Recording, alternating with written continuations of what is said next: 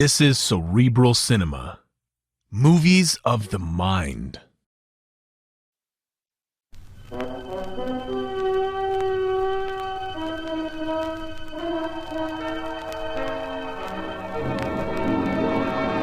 I have been here. The Grey Goose. Adventures of a Modern Robin Hood.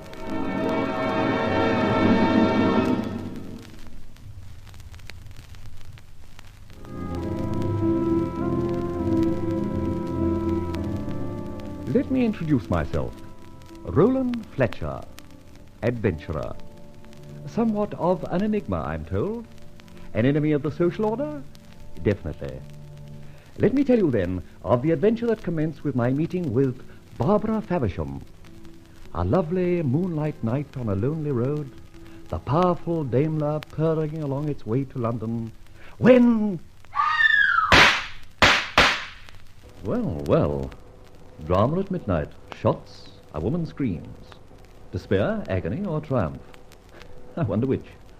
All women scream at times, but one never knows what they're screaming about. Or hardly ever. We shall pause here and contemplate the moonlit scene. Ah, moon of my delight that knows no wane. Stick your hands up. What? Stick your hands up. I have a gun and it's pointing through your near side car window. Oh, so it is. Very uncomfortable, too. Stick your hands up. All right. Don't repeat yourself so often. I'm sticking my... Oh! Yes. Oh. I've strapped your gun down. Now open that door and come in, and don't try any other stupid jokes while I get that gun. Ah, here it is. Now, with your permission, I shall resume my seat. You comfy? Oh. Good. Now, you shut the door on your side, Miss Dick Turpin, and I'll do ditto on mine. Now, we're set. Where to, miss? Euston, Paddington, Charing Cross, or just the loony bin? You beast. Right, I'm a beast, but I have a little excuse. I've been waylaid on the King's Highway, my life has been jeopardized by a lady's pop gun, screams and shots in the night have upset my equilibrium. Ergo, I'm roused. I object. Ergo again, I'm a beast. And what was your object in this very unmaidenly hold-up? I want to get to London. Oh, is that all? Righto. Shilling a mile, 50 miles, £2.10, lady, in advance. Oh. All right, now, let's have it. What is all this about? I can't tell you. You must, my dear, or walk back. You see, it's not my general practice to pick up strange hitchhikers, especially when they use a gun instead of the proverbial thumb. I'm sorry I stuck the gun at you. I was pretty desperate. Would you mind driving on a mile or two? I don't think I'm very safe just hereabouts. Of course. We'll get a move on.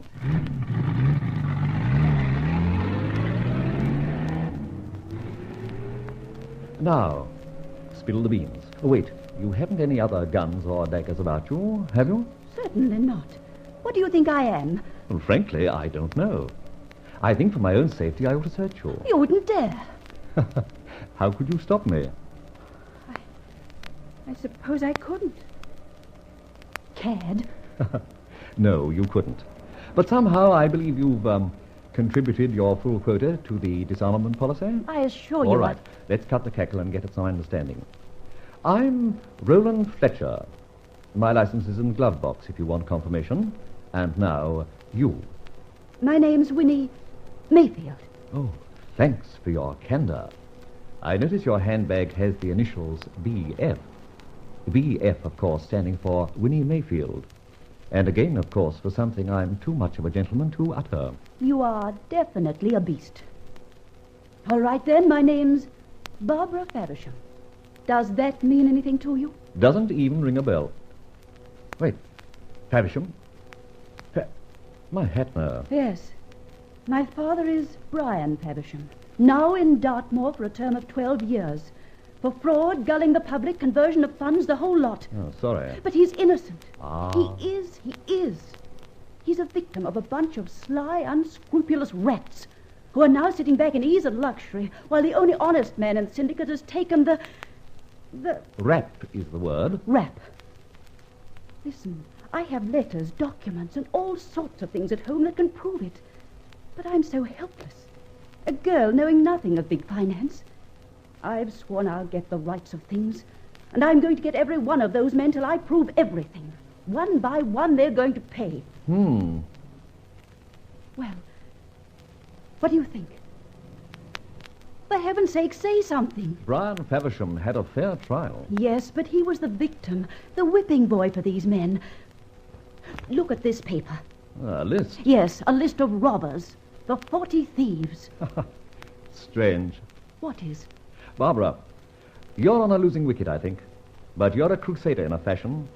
Somehow I'm a bit your way because, you see, I'm on a similar errand. Sometime I may tell you about my fight, but not now. Here, let me stop the car a moment. But I want to get to London. All in good time, my dear. And I give you my word I haven't run out of gas. Now tell me, what was all the shooting about back there? But before you do, shall I tell you that among those 40 thieves there are names in which I also am vitally interested? Did you notice one? Venner. Horatio Venner. I did. He was a financial genius. Mm-hmm. And secretary of one of my father's companies. He was the owner of that house back there, Highfield Manor, and was one of the 40 thieves, too. Well, I learned that his knowledge would be useful to me, so I went down there tonight to confront him with it and make him admit certain facts. Go on. I got to the house and was admitted. He was in his study. Why, Barbara, it is a pleasure to see you. The pleasure is not mutual, Mr. Venner. No? Definitely no, Mr. Venner. I haven't come here to exchange polite crosstalk. No? No. I've come here because I know you are in possession of documents that, if released in the right quarters, would help clear my father's name and put the rest of your gang where he is now, in jail. Now, Barbara, just think for a moment. I have thought, Mr. Venner. I see you have a safe there. Open it, now. Barbara, I have this gun, Venner. I shall shoot. I mean it. Very well, my dear. You shall examine the contents of my safe. I do not think there is anything that will help you in there. There you are. Please make yourself at home. Hey, confound the lights. They've gone out. Who did that? All right, Benner. Thanks for the help. Barbara, where are you, Barbara? You could not do this to me. That's it, fellas. Chuck everything in the safe into the bag. Everything. Good. Now scram. Who is it? Who's there? Who? The lights. The switch. Where is it? Oh! Mr. Venner! Mr. Venner! My God, they've killed him. Who?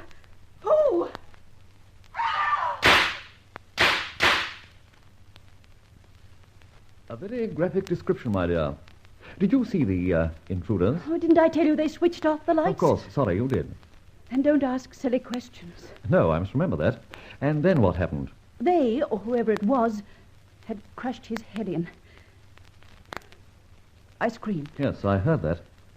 Then I let loose with my gun in the direction I thought they'd taken as I ran down the drive. Very constructive, I feel. For heaven's sake, don't be so superior. I panicked. Go on. Then the main idea in my mind was to get away, get back to London. I saw your car And tried to stand and deliver an act on me. Well, my dear girl, you picked the right one, so fortune was apparently on your side. Well, why don't you get a move on?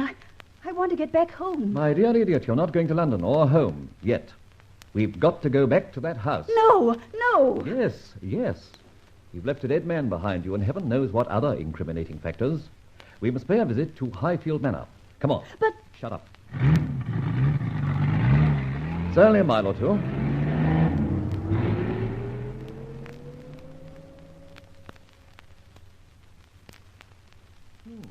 A nice kettle of fish.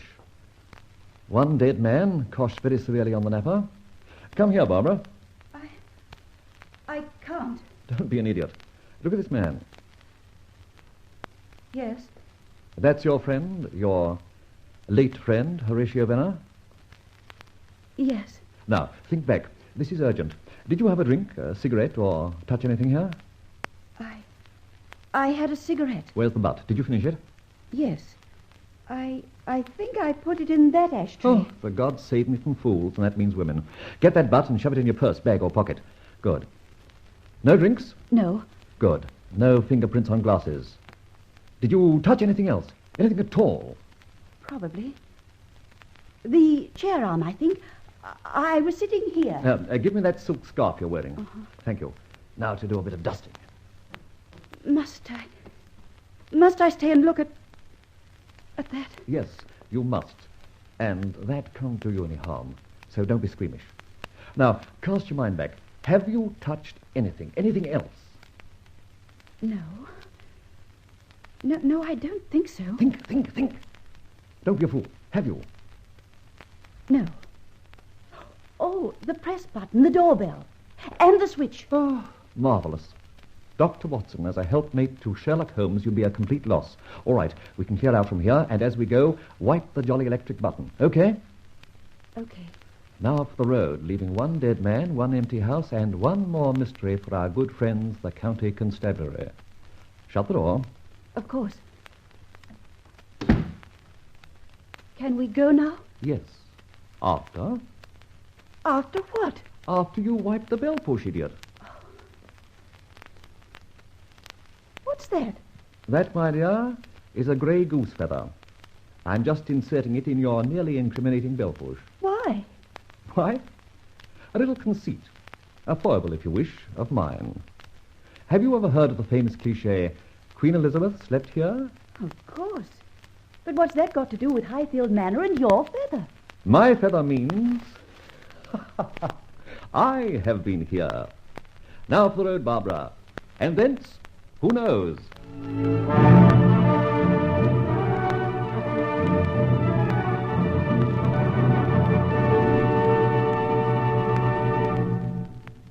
And now what? Has a partnership been cemented between adventurers in a common cause? Listen again to the further adventures of that modern highwayman and gentleman adventurer, the Grey Goose.